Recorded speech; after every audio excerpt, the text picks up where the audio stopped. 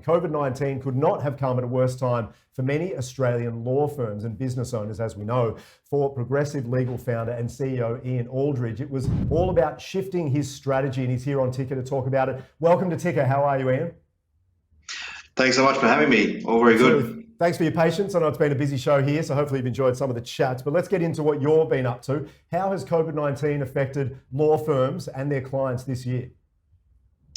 Yeah, look, I guess like every business, the disruption that's happened as a result of COVID has thrown a massive spanner into the works for all businesses and professional services and their clients. Really, we've seen a major reset of the way that law firms interact with their clients and how they obtain instructions, how they even know what their clients look like, and validating and verifying their identities. You wouldn't believe it, but the Law Society of New South Wales on a daily basis was bringing out constant updates for lawyers of how much the pandemic would affect their day-to-day operations, and laws being passed through Parliament almost on a daily basis to allow little things like execution of documents and electronic verifications, etc. Where normally, as you'd be aware, even just signing normal documents, you need to be present, you need to see them, you need to sign statutory declarations to say that you have seen their face, you verify their identity by various means. I think this is it was a massive shake-up to the legal industry, and it's hit most law firms like a Tesla truck. Yeah, that sounds like a nightmare. The way you put it there, the fact that you need to be there, everything's in place, and then it just gets flipped on its head completely. That is a challenging year, absolutely. Tell us about the opportunities that you've seen COVID present for small business owners this year.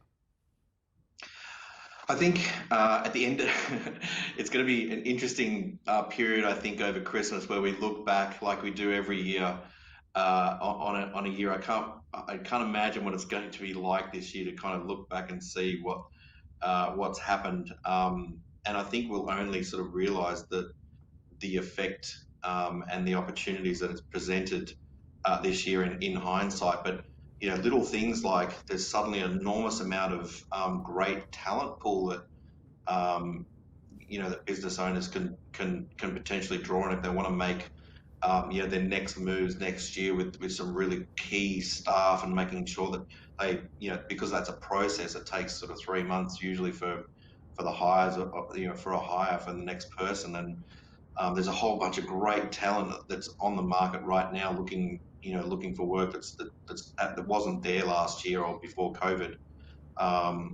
Also in terms of new products, I mean, that gentleman that was just on there before, launching a new product, all these things that they're going to the gunner list. I'm sure all the business owners have sort of, if they can tread water right now and just survive and just get through to next year, I'm sure there's going to be an enormous amount of opportunities next year if they can just sort of tread water, even if they're just meeting budget, meeting their expenses, and and just getting through to the other side. I think that's for most businesses that's going to be a tick for 2020. Yeah, but launching a new product or launching a new range or investing in some some of the things that they were going to do for quite some time, their procedures, their policies, their legal protection, selecting a new expert for their business, or coach or accountant or lawyer, or someone else on their A team that they need. All of those things, and content creation, etc.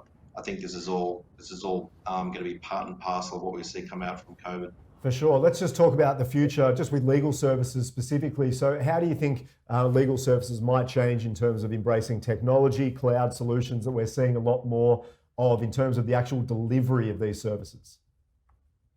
Yeah, well, I think you're going to hear it, and you've already heard it, obviously, over and over and over again. This new normal. Yep.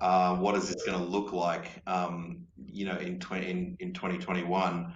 But we're already seeing it now. The embracement of technology, in the delivery of any sort of professional services is going to be paramount. If they weren't already there and investing in tech, investing in their software and automation and communication with their clients, all that sort of stuff. If they weren't there already, they've been dragged kicking and screaming, into the 21st century. Finally, having everything electronic, everything in the cloud, Yeah.